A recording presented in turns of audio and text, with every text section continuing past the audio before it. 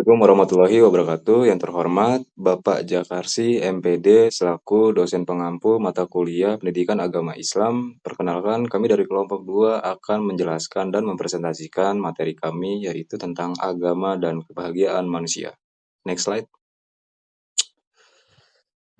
Sebelumnya, perkenalkan nama anggota kami. Yang pertama ada Angga Satrio Andiko dengan NIM 44240724. Yang kedua ada Azahra Natasya dengan NIM 44240172.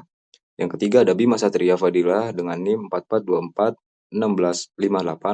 Yang keempat ada Fikri Abdurrahman Firdaus dengan NIM 44240288. Yang kelima ada Muhammad Faras 44240785. Yang keenam ada Tegar Dwi Saksana 44240705. Dan yang terakhir ada Rizky Putra Ramadan dengan NIM 44240329. Next slide. Konsep dan karakteristik agama sebagai jalan menuju Tuhan. Menurut Al-Alusi, yaitu tokoh arsitek ruh yang lahir di Baghdad di Iran, menurut beliau bahagia adalah perasaan senang dan gembira karena bisa mencapai keinginan atau cita-cita yang dituju dan diimpikan. Pendapat lain menyatakan bahwa bahagia atau kebahagiaan adalah tetap dalam kebaikan atau masuk ke dalam kesenangan dan kesuksesan. Kebahagiaan duniawi adalah kebahagiaan yang fana dan tidak abadi. Adapun kebahagiaan ukhrawi adalah kebahagiaan abadi dan rohani. Kebahagiaan duniawi ada yang melekat pada dirinya dan ada yang melekat pada manfaatnya. Di antara kebahagiaan duniawi adalah memiliki harta, keluarga, kedudukan terhormat, dan keluarga yang mulia. Jadi ada dua jenis kebahagiaan. Yang pertama itu ada kebahagiaan ukhrawi dan yang kedua ada kebahagiaan dunia. Next slide dibacakan oleh Azahra Natasya.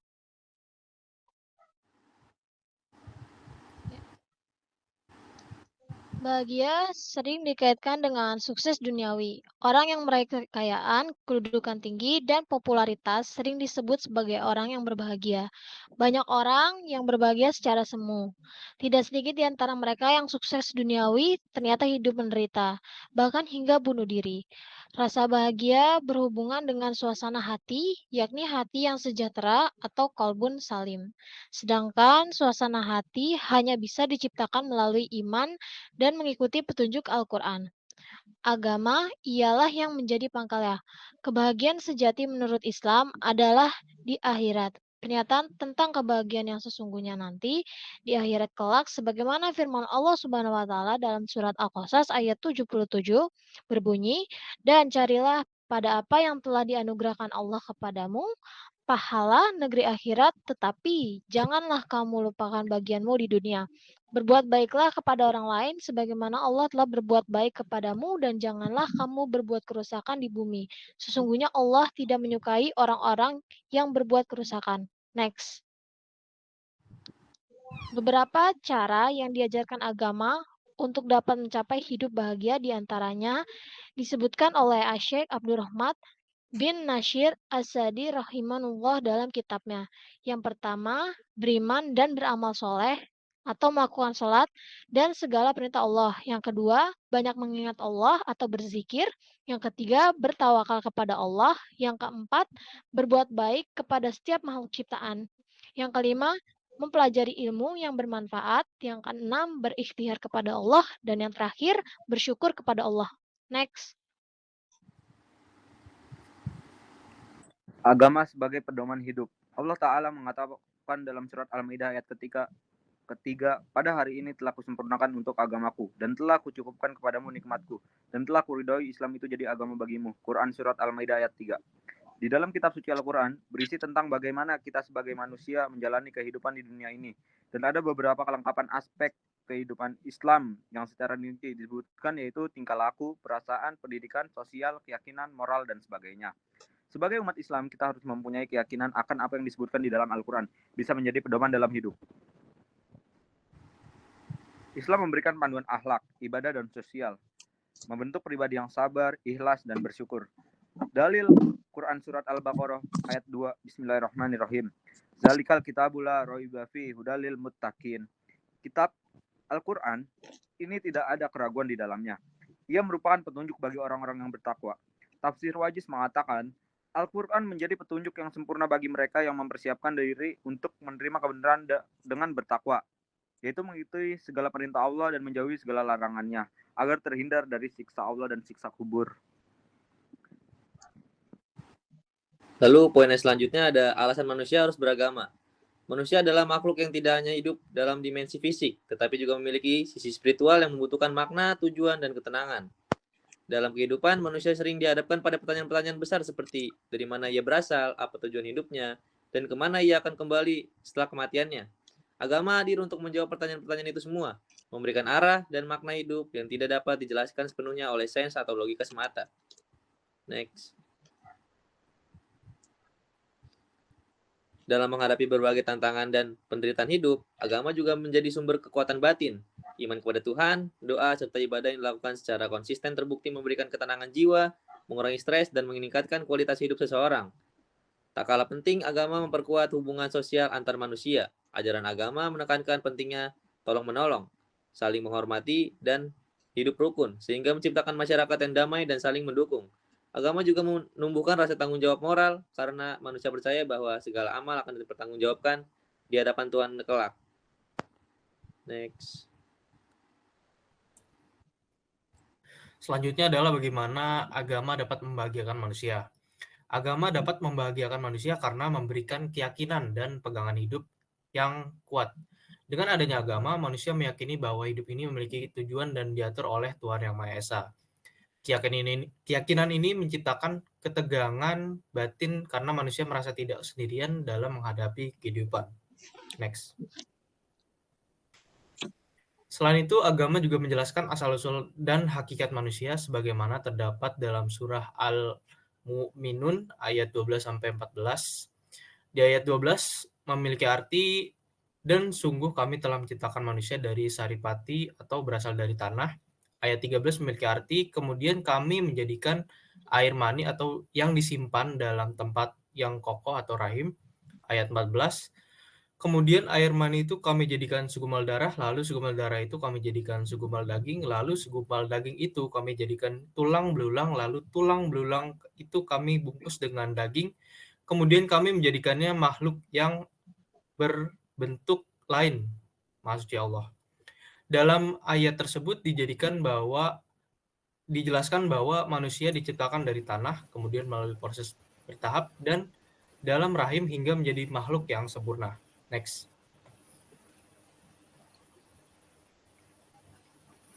Tauhidullah sebagai satu-satunya model beragama yang benar.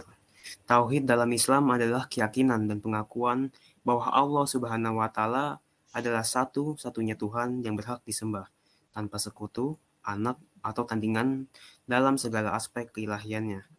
Kata tauhid berasal dari bahasa Arab, wahadda yuwahiddu tauhidan, yang berarti mengesahkan atau menjadikan satu. Sebagaimana tertulis dalam surat Al-Ikhlas ayat 1, Bismillahirrahmanirrahim, Qul huwallahu ahad. Katakanlah Muhammad, dialah Allah yang Maha Esa. Next. Bagian A, mengesahkan Allah dalam rububiyahnya. Mengesahkan Allah dalam rububiyahnya berarti meyakini dengan sepenuh hati bahwa Allah Subhanahu wa Ta'ala adalah satu-satunya pencipta, pemilik, pengatur, dan penguasa seluruh alam semesta. Tauhid rububiyah berasal dari kata Rob, yang artinya Tuhan, pencipta, atau penguasa. Maka mengesahkan Allah dalam rububiyah ini, Allah yang menciptakan segala sesuatu, Allah yang mengatur alam semesta, Allah yang memberi rezeki, menurunkan hujan, dan menentukan kehidupan dan kematian. Tidak ada yang bisa mencampuri kehendaknya. Next. B. Tauhid uluhiyah mengesankan mengesankan Allah dalam ibadah. 2. Seperti sholat, doa, nazar, menyembelih, tawakir, taubat, harap cinta, takut, dan lain-lain. 3. Hanya Allah yang menjadi tujuan dari semua bentuk ibadah tersebut. Yang C. Mengesankan Allah dalam nama dan sifatnya. Mengesankan Allah dalam nama dan sifatnya, tauhid berarti meyakinkan dengan sepenuh hati bahwa hanya Allah satu-satunya Tuhan yang berhak disembah dan menerima seluruh nama dan sifatnya yang sempurna sebagaimana yang dijelaskan dalam Al-Quran dan hadis tanpa mengingkari atau menyampaikannya dengan suatu ampuh. Lanjut.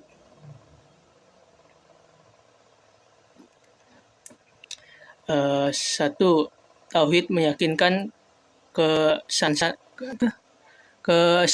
Allah.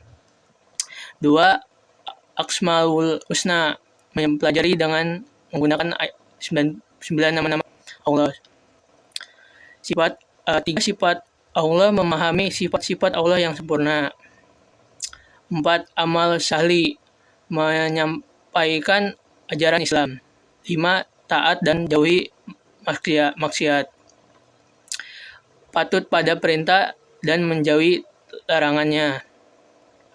6, zikir dan doa, selalu mengingat dan bermuatan padanya. 7, syukur, menyukuri nikmat Allah. 8, ikhtiar dan tawakal, berusaha dan berserah diri kepada Allah. 9, teladan Nabi, mencontoh akhlak Rasulullah. 10, menjaga kehormatan diri. Oke, next. Baik, demikian presentasi dari kelompok kami. Kurang lebihnya mohon dimaafkan. Wassalamualaikum warahmatullahi wabarakatuh.